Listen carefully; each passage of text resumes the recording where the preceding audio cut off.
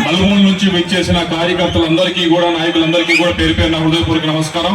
వేదిక పైన ఆశీలైన ఎమ్మెల్యే గారు భాష ప్రవీణ్ గారికి, కమల్పట్ శ్రీధర్ గారికి, అలాగే రాము గారికి, వెన్నా సాంసర్ రెడ్డి గారికి, నూర్ జహాన్ గారికి, వేదిక పైన ఉన్న ఇతర ముఖ్య నాయకులందరికీ కూడా పేరు పేరున హృదయపూర్వక నమస్కారం. మహానాడు కార్యక్రమం ఎన్టీ రామారావు గారి జయంతి సందర్భంగా మనం జరుపుకుంటా ఉన్నాం.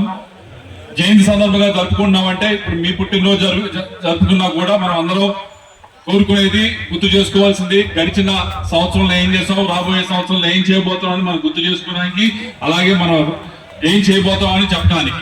అలానే ఈ మహానాడు కూడా పార్టీ పరంగా మనం ఏం చేసామో ఏం చేయబోతున్నాం అని చెప్పడానికి ఒకటి మాత్రం మీ అందరికీ చెప్తా ఉన్నాం.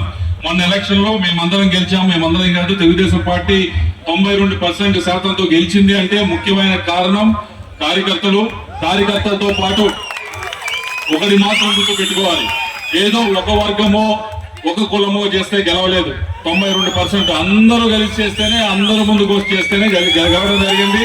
కాబట్టి ఇప్పుడు అధికారంలోకి వచ్చిన తర్వాత కూడా అదే విధంగా అభివృద్ధి కార్యక్రమాలైనా, అలాగే సంక్షేమ కార్యక్రమాలైనా అందరికీ చేరవేసే కార్యక్రమంలోనే ఉన్నాం. అన్ని ప్రాంతాల వారికి కూడా చేరవేసే కార్యక్రమంలో ఉన్నాం. అటు ఉత్తరాంధ్రలో చూస్తే స్టీల్ ప్లాంట్ మనం ఏదైతే ప్రైవేటైజ్ అవబోతా ఉందో దాన్ని ఆపగలిగాం. ఇప్పుడు గవర్నమెంట్ పరంగా నడుపుతున్నాం. అమరావతి ఏదైతే ఆగిపోయిందో దాన్ని మళ్ళీ పునరుద్ధరించాం. అలాగే బీపీసీఎల్ ప్లాంట్ ఒకటి నెల్లూరులో తీసుకురాగలిగాం. అలాగే రాయలసీమ కూడా ఇండస్ట్రియల్ నోట్స్ తీసుకురాగలిగాం. ఇవన్నీ కూడా మనం అన్ని ప్రాంతాల వారికి చేస్తూనే ఉన్నాం. అలాగే నియోజకవర్గానికి సంబంధించి అభివృద్ధి పరంగా రోడ్లు అయితే, సైడ్ రైళ్లు అయితే ఇప్పటికే చాలా మడుగు చేసాం. వచ్చే ఈ సంవత్సరం కూడా తప్పకుండా దానిపైనే దృష్టి పెడతామని చెప్పి మీ అందరికీ కూడా తెలియజేసుకుంటా ఉన్నాం. అలాగే మాదిపాడికి సంబంధించి బ్రిడ్జ్ మనము కడతా ఉన్నాం, ముందుకు తీసుకువెళ్తా ఉన్నాం.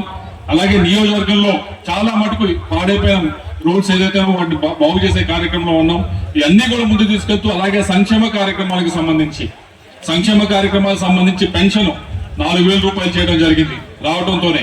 రెండవది ఏదైతే గ్యాస్ కి సంబంధించి ఇచ్చామో ప్రామిస్, అది కూడా ఇప్పటికే నెరవేర్చడం జరిగింది.